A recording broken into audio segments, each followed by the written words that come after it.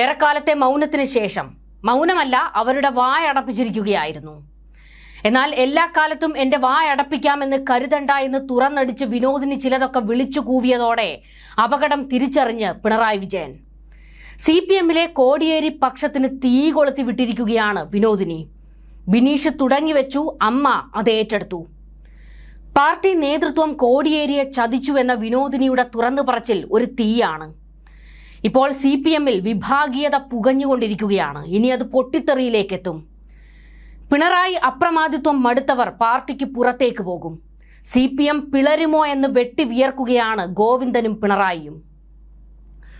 പിണറായിക്കും ഗോവിന്ദനുമെതിരെ പാർട്ടിയിൽ പ്രതിഷേധം കത്തുമ്പോഴാണ് വിനോദിനി ഒരു ബോംബ് പൊട്ടിച്ചിരിക്കുന്നത്. ഇതിന് പിന്നിൽ TK ഗോവിന്ദന്റെയും കുഞ്ഞികൃഷ്ണന്റെയും ഒക്കെ കൈയുണ്ടോ എന്ന് ഭയപ്പെടുകയാണ് പിണറായി. വിനോദിനി വെളിപ്പെടുത്തുന്നത് ഒരു ചതിയുടെ കഥയാണ്. കോടിയേരി ബാലകൃഷ്ണനെ പോലൊരു നേതാവിനെ ഉറ്റ ചങ്ങാതിയായവർ തന്നെ ചതിച്ചുവെന്ന ഭാര്യയുടെ തുറന്നു പറച്ചിൽ അത്ര നിസ്സാരമായി പാർട്ടിക്കാർ തള്ളിക്കളയില്ല. ബിനീഷ് ഇപ്പോൾ ഉള്ളിൽ ചിരിക്കുകയാണ്. കോടിയേരിയുടെ പ്രവർത്തന മണ്ഡലമായ തിരുവനന്തപുരത്ത് പൊതുദർശനത്തിന് പോലും വെക്കാതെ അനീതി കാണിച്ചു പാർട്ടി. ഒരിക്കലും ബിനീഷ് അത് മറക്കാൻ സാധ്യതയില്ല. കൂടാതെ പാർട്ടി അംഗത്വം കൊടുക്കാതെ ഗോവിന്ദന്റെ മുട്ട പോക്കും. ഒടുക്കം തള്ളിപ്പറഞ്ഞ പിണറായി വിജയനെ കൊണ്ട് തന്നെ പാർട്ടിയിലേക്ക് തിരിച്ചെടുപ്പിച്ച ബിനീഷ് പ്ലാൻ പക്ക ആയിരുന്നു. വീണ വിജയന്റെ ഒരൊറ്റ ചോദ്യം ചെയ്യലിൽ സ്കോർ ചെയ്തത് ബിനീഷാണ്. പാർട്ടി അംഗത്വം കിട്ടി, പിന്നാലെ അമ്മയുടെ ചില വെളിപ്പെടുത്തൽ. പിണറായി ഗോവിന്ദൻ കൂട്ടാർ ഇപ്പോൾ നക്ഷത്രം എണ്ണി തുടങ്ങിയിരിക്കുകയാണ്. CPM രാഷ്ട്രീയത്തിന്റെ നെടുന്തൂണായിരുന്ന കോടിയേരി ബാലകൃഷ്ണന്റെ മരണത്തിന് പിന്നാലെ അദ്ദേഹത്തിന്റെ കുടുംബത്തെ പാർട്ടി എങ്ങനെ വേട്ടയാടി എന്നതിന്റെ ഞെട്ടിക്കുന്ന അണിയറക്കഥകളാണ് ഇപ്പോൾ പുറത്തുവരുന്നത്.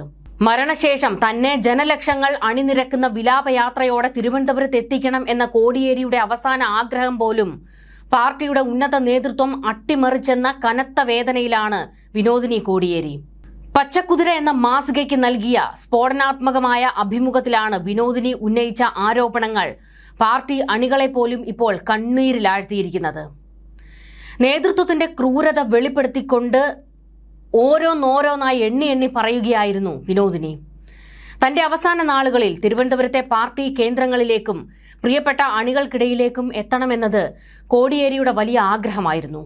എന്നാൽ അദ്ദേഹം മരിച്ചതിന് പിന്നാലെ തലസ്ഥാന നഗരിയിലേക്കുള്ള വിലാപയാത്രയും AKG സെന്ററിലെ പൊതുദർശനവും പാർട്ടിയുടെ തലപ്പത്തിരിക്കുന്ന ചിലർ ആസൂത്രിതമായി ഒഴിവാക്കുകയായിരുന്നു എന്നാണ് വിനോദിനി പറയുന്നത്.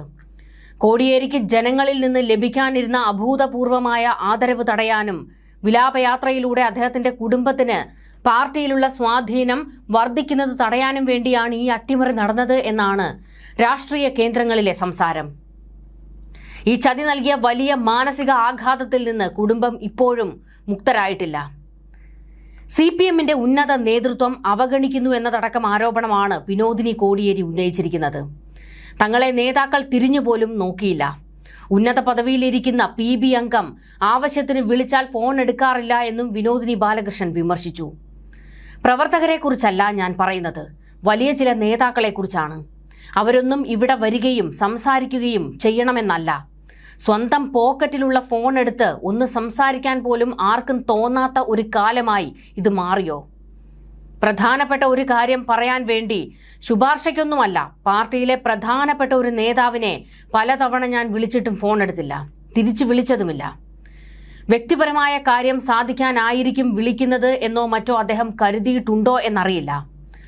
ആഭ്യന്തരമന്ത്രിയും സംസ്ഥാന സെക്രട്ടറിയും പോളിറ്റ് ബ്യൂറോ അംഗവുമായിരുന്ന കോടിയേരിയുടെ മരണം നടന്ന് 4 വർഷത്തിനിടയിൽ എനിക്കുണ്ടായ അനുഭവമാണ് ചൂണ്ടിക്കാട്ടുന്നത്.